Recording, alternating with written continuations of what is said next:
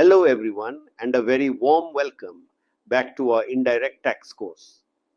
Today's topic is one of the most operationally critical chapters in the entire GST series, Payment of Tax. In this chapter, we are going to understand exactly how GST payments work. From the moment you decide to deposit money, all the way through to how that payment gets applied to your liability. We will understand the three electronic ledgers, the modes of payment, the challan system, the order of ITC utilization, and the consequences of late or incorrect payment. This chapter is exam relevant, practically important, and interconnected with almost everything else in GST. So let us begin with full attention. Let's go.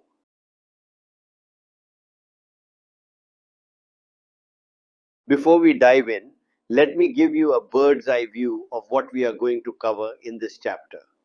Looking at the slide, you can see 7 major topics. First, electronic ledgers, the 3 digital accounts at the heart of the GST payment system. Second, modes of payment of taxes. How exactly can you pay your GST dues? Third, transfer and utilization of balance. In the electronic credit ledger, how can you move money across different heads? Fourth, the order of utilization of ITC. Which credit gets used first against which liability and in what sequence? Fifth, the electronic liability register, the ledger that records what you owe. Sixth, the order of discharge of liability. When you have multiple dues, which ones are paid off first? And seventh, interest payable on defaults. What happens when you pay late or use ITC incorrectly? Together, these 7 topics will give you a complete picture of how money flows in the GST system. Let's begin with the foundation, the 3 electronic ledgers. The GST payment system is built around 3 electronic ledgers that every registered taxpayer maintains on the GST portal. Think of them as 3 separate digital passbooks, each serving a very specific purpose. Let me introduce all 3 and then explain each in detail. The first is the electronic cash ledger. This tracks all the cash deposits you make and payments you make from that cash. Think of it as your GST current account. You deposit money here and it is debited when you pay taxes, interest, penalties, or fees. This ledger is the most versatile. It can be used to pay anything: tax, interest, penalty, fees, and other amounts. The second is the electronic credit ledger. This is where your input tax credit lives. Every time you claim ITC, it gets credited here. And when you use that ITC to pay your output tax liability, it gets debited from here. Important note, the electronic credit ledger can only be used to pay tax liability, not interest, not penalty, not fees, only output tax. The third is the electronic liability register. This is not really a ledger where you deposit money. It is a register that records all your GST liabilities. Every time you file a return, every demand order, every interest accrual, all these liabilities are entered here. When you pay them off, they get debited. Think of it as your amount you owe tracker. So, to summarize, electronic cash ledger is the money you have deposited. Electronic credit ledger is the ITC you have accumulated. Electronic liability register is what you owe. Payments happen by debiting the cash ledger and slash or the credit ledger against the liabilities in the liability register. This is the core mechanics of GST payment. Now that we know about the electronic ledgers, Let us understand how you actually deposit money into the electronic cash ledger. What are the accepted modes of payment under Rule 87(3)? There are 6 accepted payment methods. First, internet banking through authorized banks. You can log into your bank's net banking portal and pay directly. Second, UPI, the Unified Payment Interface, from any bank. With UPI, you can pay from any bank account using apps like Google Pay, PhonePe, or your bank's UPI interface. This is quick and widely available. Third, IMPS, Immediate Payment Service, also from any bank. Fourth, credit or debit card payments through authorized banks. Fifth, NEFT or RTGS from any bank. These are used for larger amounts and work through the banking network. And the sixth mode is over-the-counter payment or OTC through authorized banks. This means you physically go to the bank counter and pay by cash, check, or demand draft. However, OTC payments have a critical restriction. They are limited to a maximum of 10,000 rupees per challan per tax period. So if you owe more than 10,000 rupees, you cannot use the OTC mode. You must use one of the digital modes. Why this 10,000 rupees limit on OTC? Because the GST system is designed to be fully digital, and OTC payments are an exception only for very small taxpayers or minor payments. The government actively encourages digital payments for GST compliance. Now, every rule has exceptions, and so does the 10,000 rupees OTC limit. There are 3 categories of persons or situations where the 10,000 rupees limit on over-the-counter payment does not apply. The first exception is for government departments or persons specifically notified by the Commissioner. Certain government entities may need to make cash payments of amounts exceeding 10,000 rupees, and the law recognizes this necessity. The second exception is when the proper officer is making payments for tax recovery. This includes recovery through attachment and sale of property. When the department itself is recovering dues through enforcement action, the OTC limit does not apply. The third exception is when proper officers collect cash or checks during any investigation, enforcement activity, or any ad hoc deposit.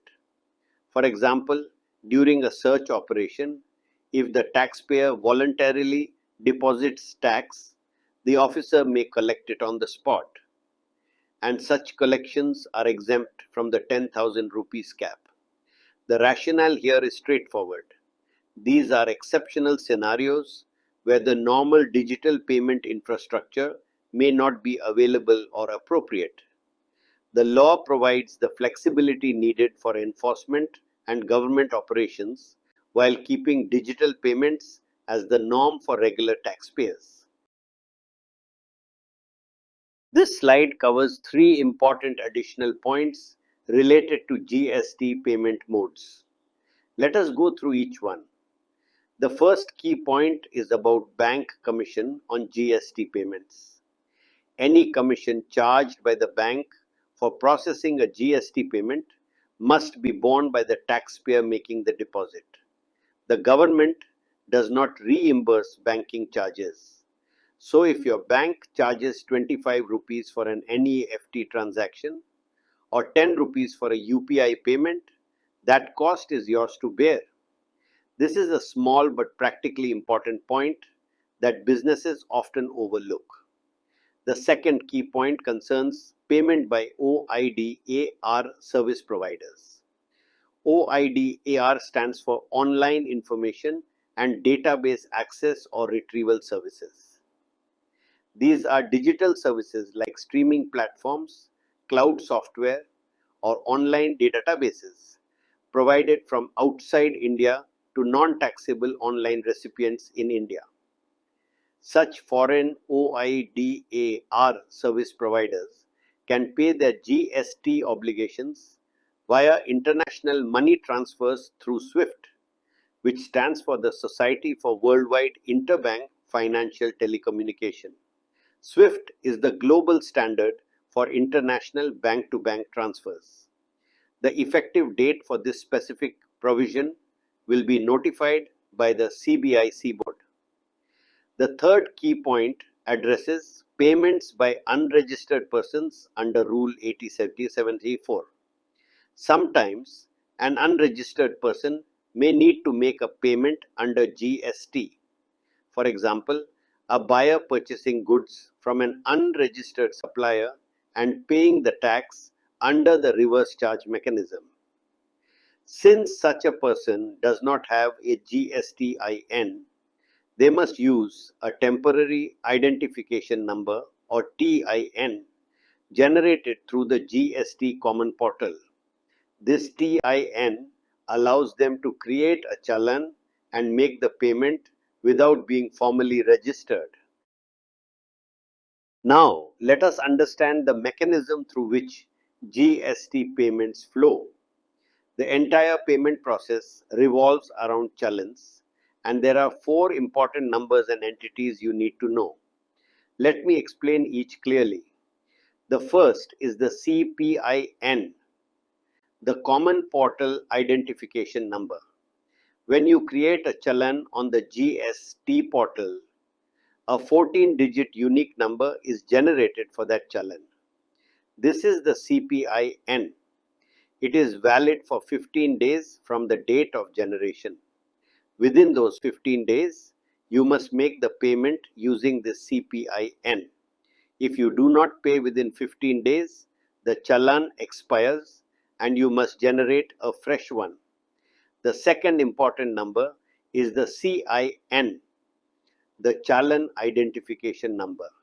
Once you make the payment and the bank successfully credits the amount to the government account, the bank generates a CIN. The CIN is a 17-digit number. It consists of the 14-digit CPIN plus a 3-digit bank code. The CIN is the proof that your payment has been received and credited to the government. It is communicated to both you, the taxpayer, and to the GSTN. Once the CIN is received, the amount is automatically credited to your electronic cash ledger. The third is the BRN, the bank reference number. This is the transaction number that the bank internally assigns to each payment made against a challan. It is used for tracking the transaction at the bank level. If there is any discrepancy or query, you can use the BRN to trace the transaction. The fourth concept is the EFPB, the Electronic Focal Point Branch. This is a designated branch of an authorized bank that is responsible for collecting GST payments. Each authorized bank has only one EFPB for pan-India GST transactions. So regardless of which branch of a bank you use to pay GST, the payment is ultimately routed to and processed by the EFPB. Importantly, the Reserve Bank of India acts as the EFPB for NEFT, RTGS, and IMPS transactions. Since these are interbank transfers that go through the RBI settlement system. Let us now understand the step-by-step process of how a challan is generated and how payment is actually made. The challan is generated in Form GST PMT-06 on the Common Portal. When you log into the GST portal and navigate to the payment section, you fill in Form GST PMT-06 with details of the amount to be deposited, specifying whether it is for tax, interest, penalty, fees, or other amounts. You also specify under which tax head: IGST, CGST, SGST, or cess, and under which minor head: tax, interest, penalty, fee, or others. Once submitted, the system generates the challan with a 14-digit CPIN. This CPIN serves as the unique identifier for your payment request. The challan remains valid for 15 days from the date of generation. One very important rule: manual or physical challans are not allowed under GST. Everything must go through the GST Common Portal. This is by design. It ensures every payment is digitally tracked and reconciled automatically. Now, for payments made through NEFT, RTGS, or IMPS, there is an additional requirement under Rule 87(5). A mandate form is generated along with the challan. This mandate form must be submitted to the bank to authorize the transaction. The mandate form is also valid for 15 days from the date of challan generation. You physically or digitally submit this mandate form to your bank branch, and the bank then processes the NEFT/RTGS/IMPS transfer accordingly. The mandate form is essentially the instruction to the bank: please transfer this amount to the government account as per the details in this challan. Without submitting the mandate form, the bank cannot initiate the NEFT or RTGS transfer for GST payment. Once the bank processes the payment, what happens next? This slide covers the challan processing flow and what you should do if something goes wrong. When the payment is successfully made and the amount is credited to the government account, the bank generates the CIN, the challan identification number, under Rule 87(6). The CIN is communicated to both you, the taxpayer, and to the GSTN. The format is the 14-digit CPIN plus the 3-digit bank code. The CIN serves as definitive proof that your payment has been received and realized. But what happens if something goes wrong? What if your bank account was debited but the CIN was not generated? This is a real-world problem that can happen due to technical failures. Under Rule 87(8), if a bank account is debited but the CIN is not generated, you can raise a representation electronically through Form GSTPMT-07 on the Common Portal. This is a formal complaint to resolve the mismatch. If the bank then fails to update the CIN even after the representation, the electronic cash ledger can be updated based on the RBI's e-scroll data. The RBI maintains a daily scroll of all government account credits, and this can be used as the source of truth to credit your e-cash ledger even without the bank-generated CIN. Finally, there is an important rule about the date of credit in your electronic cash ledger.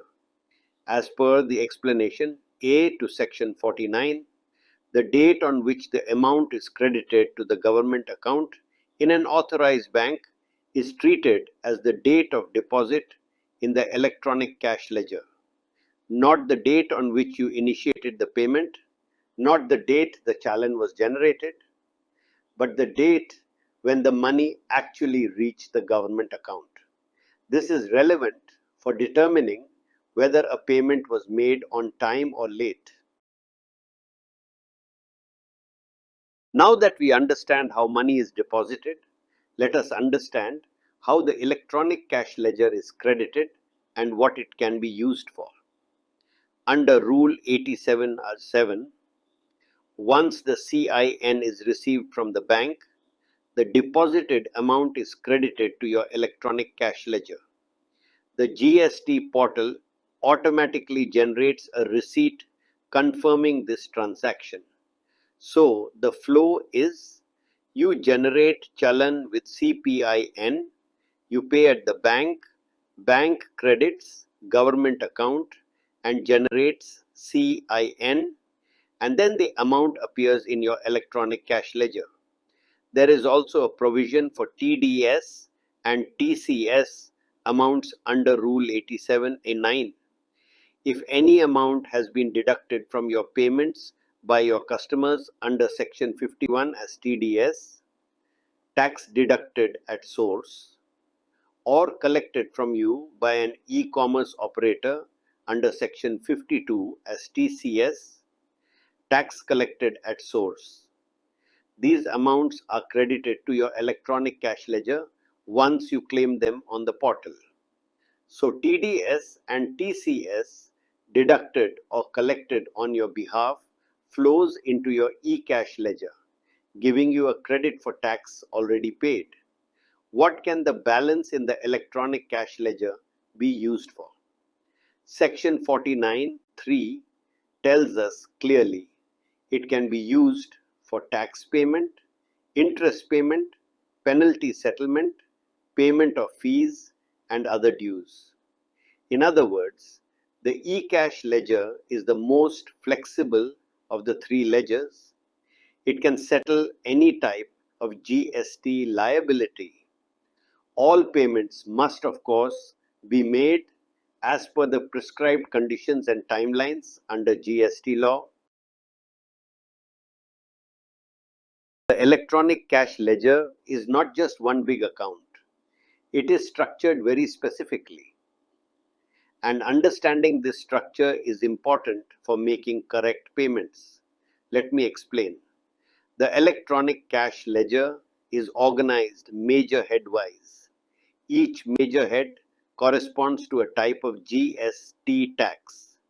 There are four major heads. The first is IGST, Integrated Tax, which applies to interstate supplies.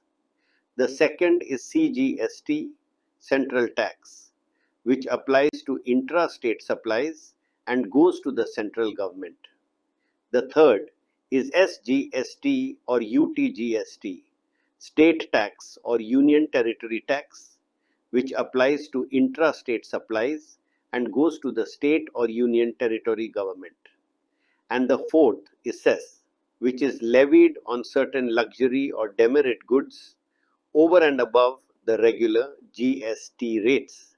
So whenever you deposit money, you must specify which major head it is for. If you are depositing for an interstate supply liability, you deposit under IGST. For intrastate, you deposit under CGST and SGST in the respective proportions.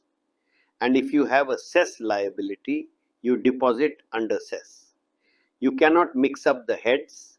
The payment must go into the correct major head. And crucially, each of these four major heads is further divided into 5 minor heads, which we will see on the next slide. Continuing from the previous slide, within each major head, IGST, CGST, SGST/U, TGST, and cess, the electronic cash ledger is further divided into 5 minor heads. The 5 minor heads are tax, interest, penalty, fee, and others. So for example, under the CGST major head, there are 5 separate buckets: CGST tax, CGST interest, CGST penalty, CGST fee, and CGST others. And the same 5 minor heads exist under each of the other major heads. This means that when you generate a challan, you are not just specifying how much to pay and to which bank. You are specifying which major head, IGST/C, GST/SGST/cess, and which minor head, tax/interest/penalty/fee/others, and how much. The payment is credited to the exact major head and minor head that you specify. Why is this structure so important? Because money deposited under one head cannot be freely used for another head. If you deposit 5,000 rupees under CGST tax, it cannot be directly used to pay IGST liability without a transfer. And if you deposit under CGST penalty, it can only be used for paying CGST penalties, not for CGST tax. This is why keeping track of which head needs to be topped up is an important compliance function.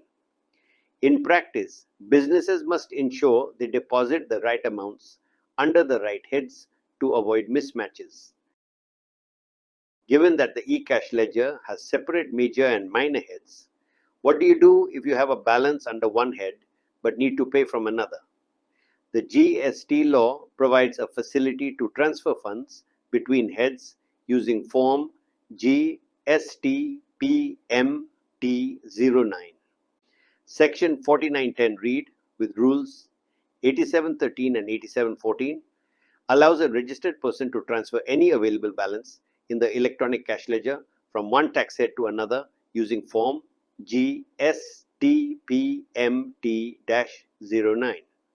This is a very practical provision because errors in depositing money under the wrong head are common, and businesses also often find that they have surplus under one head while they have a liability under another. What are the main uses of Form GSTPMT-09? The first use is to correct erroneous deposits. If you accidentally deposited money under IGST instead of CGST, you can use PMT-09 to transfer it to the correct head.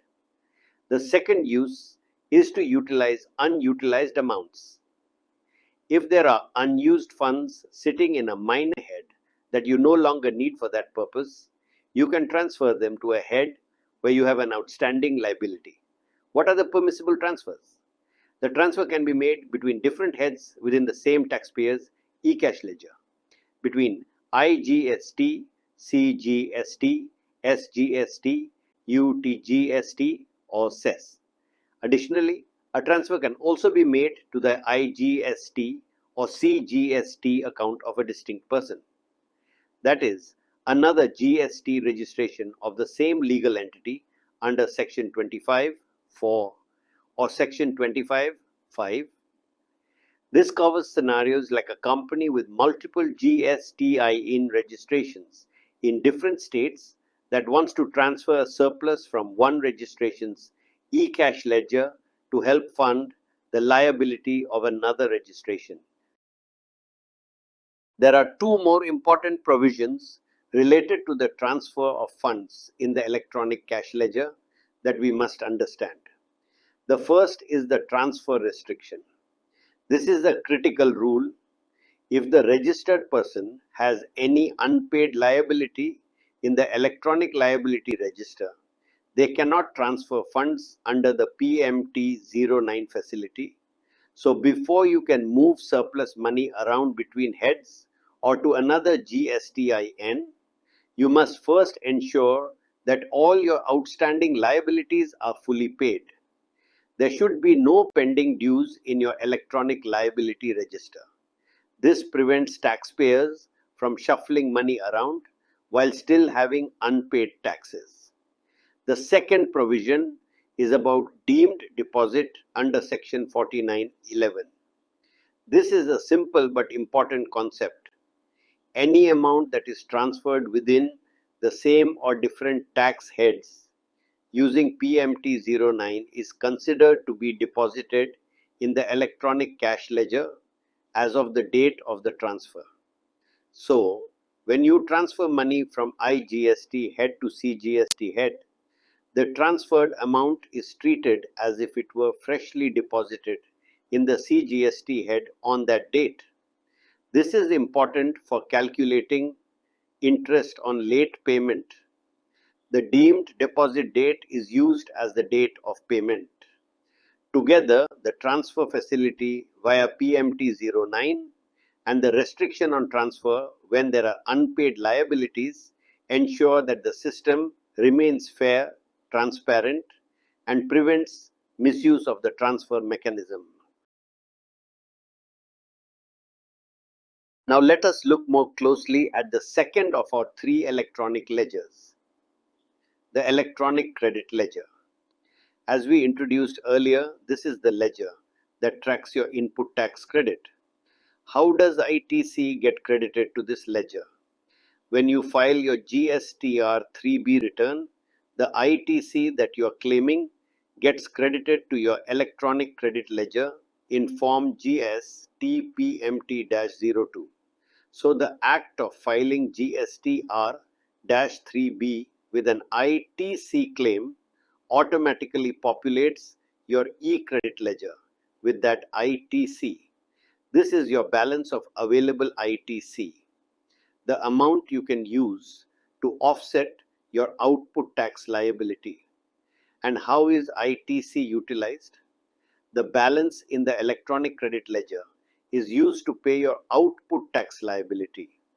When you set off ITC against output tax during the filing of GSTR 3B, the credit is debited from the e-credit ledger and the corresponding liability in the e-liability register is reduced. Now, we need to be precise about the definition of output tax here. Under Section 282, output tax refers to tax payable on supplies made by you. Crucially, it excludes tax payable under the reverse charge mechanism.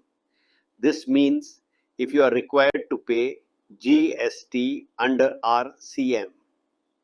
For instance, when you procure goods or services from an unregistered vendor, that tax cannot be paid from your ITC balance. RCM liability must be paid from the electronic cash ledger only. There are also other restrictions on ITC usage. ITC cannot be used to pay interest, penalties, late fees, or any other charges under GST. ITC is strictly for output tax. If you owe 1000 rupees in interest for late filing, that 1000 rupees must come from your electronic cash ledger, not from your ITC balance.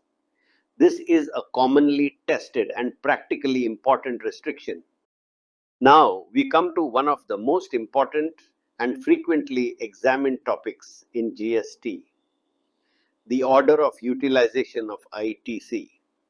This is governed by sections 49(5), 49A, 49B, Rule 88A, and clarified through Circular number 98/17/2019-GST dated 23rd April 2019. The core challenge is this: a business typically has three types of ITC available: IGST credit, CGST credit, and SGST or UTGST credit. And it has three types of output tax liabilities: IGST liability, CGST liability, and SGST or UTGST liability. The question is, in what order should these credits be used against these liabilities? Let us go through the rules systematically. Step 1. Utilization of IGST credit.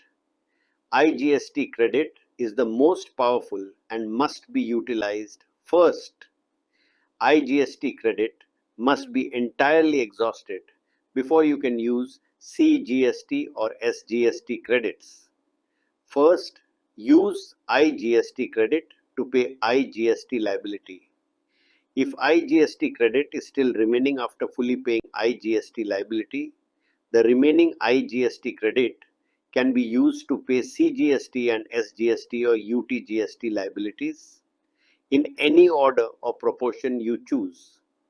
There is complete flexibility in how you distribute the remaining IGST credit between CGST and SGST heads. But remember, IGST credit must be fully exhausted first. Step 2. Utilization of CGST credit. After IGST credit is fully used, you then apply CGST credit. First, CGST credit must be used to pay CGST liability. If any CGST credit remains after paying CGST liability, the remaining CGST credit can be used towards IGST liability. Critical restriction: CGST credit cannot be used to pay SGST or UTGST liability. This is an absolute rule. Step 3. Utilization of SGST or UTGST credit. Similarly, SGST or UTGST credit must first be used towards SGST or UTGST liability. After that, remaining SGST or UTGST credit can be used towards IGST liability, but only if the ITC of CGST has been fully utilized first. And SGST or UTGST credit cannot be used to pay CGST liability. Let me repeat the two absolute restrictions. CGST credit cannot pay SGST liability. SGST credit cannot pay CGST liability. These are constitutional limitations. CGST belongs to the center and SGST belongs to the state, and they cannot cross over directly. This slide presents the complete order of ITC utilization in a flowchart format, which is an excellent visual summary of everything we just covered. Let me walk you through it step by step using the flowchart as a guide. We start with the question, is IGST credit available? If yes, the first action is to utilize IGST credit for IGST liability. After that, if any IGST credit remains, it can be used for either CGST liability or SGST/UTGST liability in any order or proportion. The critical rule here is the entire IGST credit must be fully utilized before you can start using CGST or SGST/UTGST credits. If IGST credit is not available, we move to the next step. Next question, is CGST credit available? If yes, first utilize CGST credit for CGST liability. If any CGST credit remains after that, it can be used for IGST liability. Restriction: CGST credit cannot be used for SGST/UTGST liability. If CGST credit is not available, we move to the next step. Next question, is SGST/UTGST credit available? If yes, first utilize SGST/UTGST credit for SGST/UTGST liability. If any remains, it can be used for IGST liability, but only after CGST credit has been fully utilized. Restriction: SGST/UTGST credit cannot be used for CGST liability. Three golden rules to memorize. 1. IGST credit must be fully exhausted before using CGST or SGST/UTGST credits. 2. SGST/UTGST credit cannot be used to pay CGST liability. 3. CGST credit cannot be used to pay SGST/UTGST liability. Students, these three rules appear in examinations repeatedly. Please commit them to memory. So far, we have learned how ITC should ideally be utilized. But there are situations where the government can step in and block your ITC usage. This is governed by Rule 86A, and it is a very significant enforcement provision. The commissioner or an officer not below the rank of assistant commissioner who is authorized by the commissioner has the power to impose restrictions on the utilization of ITC available in your electronic credit ledger. But this power can only be exercised if they have reason to believe that the ITC has been fraudulently claimed or is ineligible. Under what circumstances would they believe this? The slide shows us 6 specific circumstances that can lead to the imposition of this restriction. First, the taxpayer used invoices from non-existent suppliers. Suppliers who do not exist in reality. Second, invoices were issued by suppliers who are not operating from their registered location. They are ghost operations. Third, the taxpayer lacks valid documents for claiming ITC. No proper invoices or supporting records. Fourth, the taxpayer's business itself is non-existent or operates outside its registered location. Fifth, invoices related to supplies where the taxes were not actually paid to the government. Sixth, invoices issued without the actual receipt of goods or services. These are fake or paper invoices with no underlying real transaction. All 6 of these circumstances point to fraudulent ITC claims. When the officer has reason to believe any of these exist, they can block the ITC in your e-credit ledger, preventing you from using it to pay your output tax. This is a serious action that can disrupt business operations, which is why Rule 86A is considered a very powerful anti-fraud tool. Continuing from the previous slide, let us understand what happens once the ITC restriction is imposed, how long it lasts, and how it can be lifted. First, duration of the restriction. The ITC restriction under Rule 86 can last for a maximum period of 1 year from the date the restriction was imposed. After 1 year, the restriction automatically lapses if it has not been withdrawn earlier. This time limit is important because it prevents the government from indefinitely blocking a taxpayer's ITC without resolving the underlying issue. Second, consequences of the ITC block. When ITC is blocked under Rule 86A, the blocked ITC cannot be used for payment of any GST liability. In addition, there is no refund of the unutilized blocked ITC either. So the taxpayer is stuck with an ITC balance that they can neither use nor get a refund of for the duration of the restriction.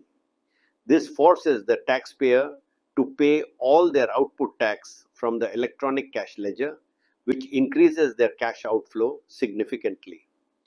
Third, withdrawal of the restriction. The commissioner or the authorized officer can withdraw the restriction at any time if they become satisfied that the conditions that led to imposing the restriction no longer exist. For example, if the taxpayer proves that the ITC was legitimately claimed, or if they reverse the contested ITC and pay the tax from the cash ledger, the officer can remove the block. There is no mandatory process specified for withdrawal. It is at the officer's discretion, but it must be based on genuine satisfaction that the concern no longer exists. We now move on to a different type of ITC restriction, one that is not about fraud but about ensuring a minimum level of cash payment. This is Rule 86B and it applies to large taxpayers. Rule 86B is applicable to registered persons whose value of taxable supplies exceeds 50 lakh rupees in a month. Note that exempt supplies and zero rated supplies are excluded when calculating this 50 lakh rupees threshold. So, only taxable supplies count. If your taxable supply value in any given month crosses 50 lakh rupees, Rule 86B kicks in for that month. What does Rule 86B say? It says that ITC can be used to discharge a maximum of 99% of the output tax liability. The remaining 1% of the output tax liability must be discharged through the electronic cash ledger. Cash, real money, not ITC. Why was this rule introduced? It was introduced to prevent situations where large taxpayers discharge 100% of their liability through ITC claims with no cash payment at all. In some fraud scenarios, businesses were generating large ITC claims and using them to wipe out their entire output tax liability without paying any cash tax. Rule 86B ensures that at least 1% always flows as cash into the government treasury, creating a minimum accountability checkpoint. Let me give you a quick example. Suppose a registered person has an output tax liability of 1 crore rupees for a given month and their taxable supplies exceed 50 lakh rupees. Under Rule 86B, they can use ITC to pay a maximum of 99 lakhs rupees. The remaining 1 lakh rupees must be paid from the electronic cash ledger. No exceptions. Unless they qualify for one of the exceptions we will see on the next slide. Rule 86. B has a mandatory 1% cash payment requirement. However, 4 categories of persons or situations are exempt from this restriction. If you fall into any of these 4 exceptions, you can use 100% ITC to pay your output tax liability even if your taxable supplies exceed 50 lakh rupees. Exception 1. Income tax payment of over 1 lakh rupees. Certain persons are exempt from Rule 86B if they have paid income tax exceeding 1 lakh rupees under Section 139(1) of the Income Tax Act in each of the last 2 financial years. This provision applies to the registered person themselves, or if it is a company, the managing director, or the Carta of a HUF, or a proprietor, or any 2 partners of a partnership firm, whole-time directors, members of managing committees of associations, or members of the board of trustees. The logic is, if the business or its key persons are already paying substantial income tax, they are clearly legitimate taxpayers and the fraud risk is lower. Exception 2. Receipt of refund. Exceeding 1 lakh rupees. If the registered person has received a refund of more than 1 lakh rupees in the preceding financial year from 2 specific categories: refund on zero rated supplies made without payment of tax, or refund on inverted duty structure supplies. These refund categories are available only to legitimate exporters and businesses with genuine input heavy structures, so their ITC is presumed to be genuine. Exception 3. Excess cash payment of output tax liability. If the registered person has already paid more than 1% of total output tax liability through the electronic cash ledger, cumulatively up to the said month in the current financial year, then they are exempt from Rule 86B for that month. Important caveat: GST paid under the reverse charge mechanism is not counted when calculating this 1% cash payment. The intent here is that if the taxpayer has already been making cash tax payments through the year, they have demonstrated genuine compliance. Exception 4. Specified registered persons. 4 categories of entities are always exempt from Rule 86B, regardless of their supply value. Government departments, public sector undertakings or PSUs, local authorities and statutory bodies. These are government-linked entities whose compliance integrity is presumed, so the 1% cash requirement does not apply to them. Now, let us talk about what happens when you have paid more tax than you needed to, or when you have excess ITC that cannot be used. GST law provides for refunds of such excess amounts. Let me cover the three key provisions on this slide. First, refund of balance under sections 54 and 49, 6. After all your taxes, interest, penalties, and fees have been paid, if any balance remains in the electronic cash ledger or the electronic credit ledger, it may be refunded to the taxpayer. You can apply for a refund of this excess balance. This is important for businesses that may have over deposited cash under a particular head, or exporters who have accumulated ITC that they cannot use. Second, debit on claiming refund under rules 86.3 and 87.10. When you apply for a refund, the claimed amount is immediately debited from the electronic cash ledger or the electronic credit ledger, depending on which ledger the refund is being claimed from. The balance in your ledger is reduced at the time of application itself, not after the refund is sanctioned. Think of it as a provisional lock on those funds while the refund is being processed. Third, recredit on rejection of refund under rules 86.4 and 87.11.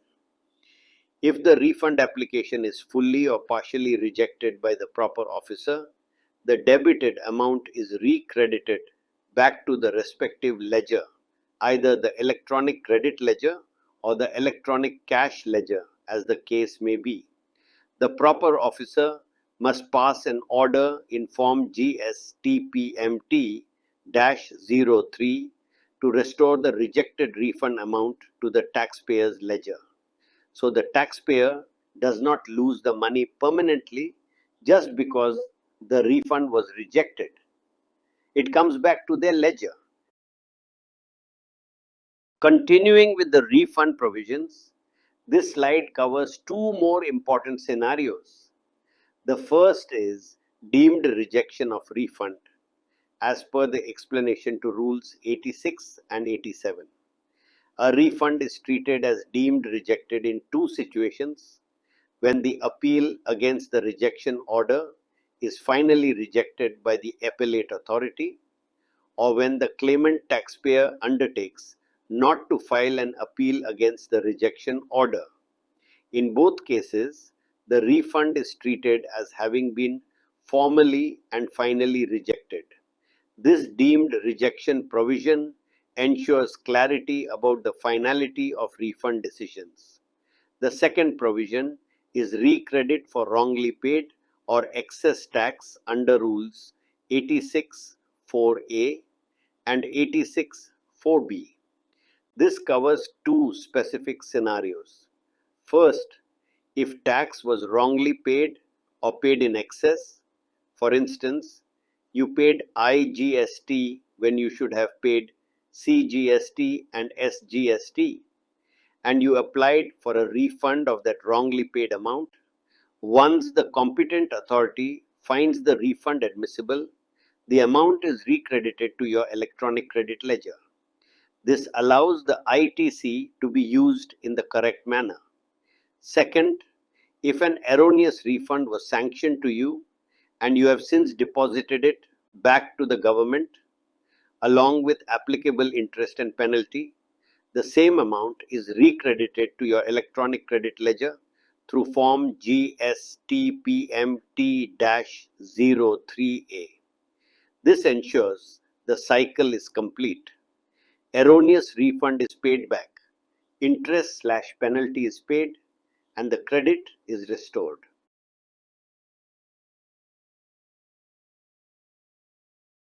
We have covered the electronic cash ledger and the electronic credit ledger in detail.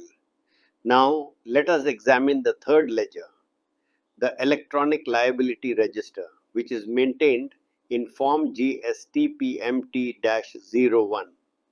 The electronic liability register records all liabilities of a taxpayer under GST, taxes, interest, penalties, fees, and any other amounts due. Think of it as the "you owe this much" side of your GST account. Every entry in this register is a demand on you that must eventually be paid off. When does the liability in this register increase? There are three scenarios. First, when you file your return, the tax, interest, and penalties as declared in your return are debited to the e-liability register. Second, when assessments are made or self-ascertained, dues are computed. Any additional amount payable as per assessment orders or your own self-assessment is added. Third, when interest accrues over time. As interest keeps accumulating on unpaid dues, it is continuously debited to the register. When does the liability in this register decrease? Also, three scenarios. First, when you make payment through the e-cash ledger or the e-credit ledger, the payment is set off against the liability. Second, when amounts deducted or collected under TDS, TCS, RCM, or other provisions are credited. These reduce the outstanding balance. Third, when relief is granted by an appellate authority, tribunal, or court. If an order is set aside or modified on appeal, the liability is reduced accordingly. Fourth, when penalty reduces. If a taxpayer pays the demanded tax, interest, and the minimum penalty within the time specified in a show cause notice or demand order, the penalty amount itself may be reduced as per the settlement provisions. When a taxpayer has multiple liabilities, some from past periods, some for the current period, some from demand orders, in what order must they be paid? Section 49(8) prescribes a specific mandatory sequence. Taxpayers cannot choose which dues to pay first. The law dictates the order. The order of discharge of tax and dues is as follows. First in the queue are previous dues, that is, self-assessed tax and dues from past periods. If you have any outstanding dues from earlier tax periods that have not yet been paid, these must be paid first before anything else. Think of this as clear your old debts before incurring new ones. Second in the queue are current dues. The self-assessed tax and dues for the current period. Once all previous dues are cleared, you then pay the current period's tax liability. Third in the queue are other dues, amounts due under demand orders issued under Section 73 or Section 74. Section 73 covers demands where there is no fraud, and Section 74 covers demands where fraud, willful misstatement, or suppression is involved. These demand order liabilities are paid last in the sequence. Why is this sequence important? Because it ensures that old liabilities do not get buried under newer ones. A taxpayer cannot preferentially pay only the current period's taxes while ignoring accumulated arrears from previous periods. The previous dues must be cleared first. This sequencing is critical for revenue protection and compliance fairness. This slide covers four more important key points related to GST payments that do not fit neatly into earlier topics but are significant for compliance and examination purposes. First, presumption of tax passed to buyer under Section 49(9). By default, the law presumes that the taxpayer has passed on the tax burden to the recipient, that is, the buyer. In other words, unless proven otherwise, it is assumed that you have charged GST to your customer and collected it from them.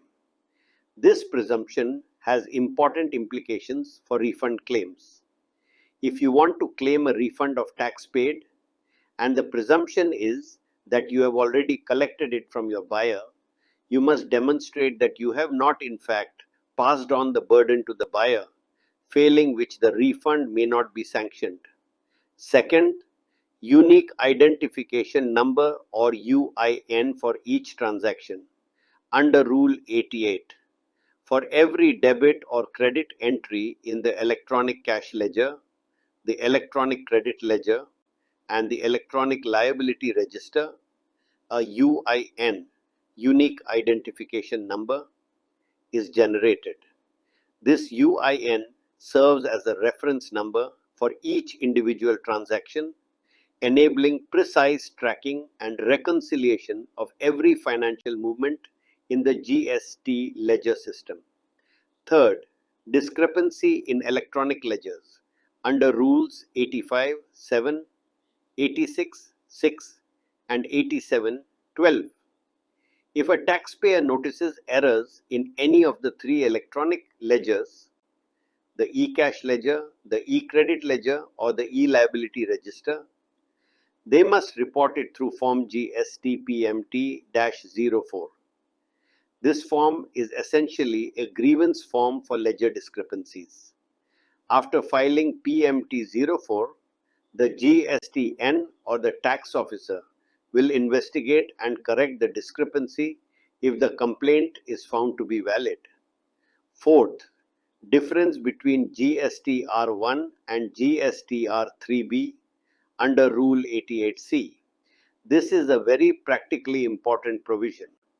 If the tax declared in your GSTR1, the outward supply return, is greater than the tax declared in your GSTR3B, the payment return, the taxpayer will receive an intimation in Form GSTDR C01B. On receiving this notice, the taxpayer must either pay the differential tax using Form GSTDR C03 or explain the discrepancy within 7 days of receiving the intimation. If the taxpayer takes no action within the stipulated time, the differential tax is recovered under Section 79 of the CGST Act. This provision addresses the common practice of underreporting tax in GSTR3B while showing higher sales in GSTR1. We have now reached the final slide of Chapter 13, Interest on Defaults. This is a crucial topic both for examinations and for practical compliance. Section 50 of the CGST Act prescribes interest on two types of defaults. The first type of default is late payment of tax. If tax remains unpaid beyond the due date, interest is levied at 18% per annum on the outstanding amount. Let me emphasize how interest is calculated under Rule 88B. If you file your return late, interest applies only on the tax that is paid through the electronic cash ledger, not on the entire unpaid tax. So if you have sufficient ITC balance in your e-credit ledger at the due date, only the cash component of the payment attracts interest. However, in other cases, such as tax demands under Section 73 or 74, interest applies on the total unpaid tax from the due date until the date of full payment. The second type of default is wrong availing and utilization of ITC. This is more serious and attracts a higher rate of interest, 24% per annum. This rate applies when ITC has been wrongly availed and also wrongly utilized. Both conditions must be satisfied. Merely wrongly availing ITC without utilizing it does not attract the 24% rate. When does interest start? From the date of utilization of the ITC until the ITC is reversed or the tax is paid. What counts as the date of utilization? If the wrongly availed ITC was used to pay output tax in a return, the utilization date is the earlier of the return, due date, or the actual filing date. In other cases, it is the date of debit in the e-credit ledger. Three more important points about interest payment. First, interest can be paid only via the electronic cash ledger. You cannot use ITC to pay interest. Second, interest must be paid voluntarily, even without a formal demand from the department. If you know you have paid tax late or used ITC wrongly, you are legally obligated to self-compute and pay the interest without waiting for a notice. Third, interest is debited in the e-liability register. It becomes a recorded liability that must be discharged. The distinction between 18% and 24% is frequently asked in exams. Remember, 18% for late payment of tax, 24% for wrongly availed and utilized ITC. Late payment is a timing default. Wrong ITC utilization is a substantive compliance failure, hence the higher rate. This has been a packed and very important chapter. We started by understanding the three electronic ledgers. We then learned about the 6 modes of payment: internet banking, UPI, IMPS, credit, debit card, NEFT, RTGS, and OTC up to Rs 10,000 per challan. We mastered the challan flow. We understood the mandate form for NEFT code RTGS, CIN generation, issue resolution via PMT07, and the date of credit rule.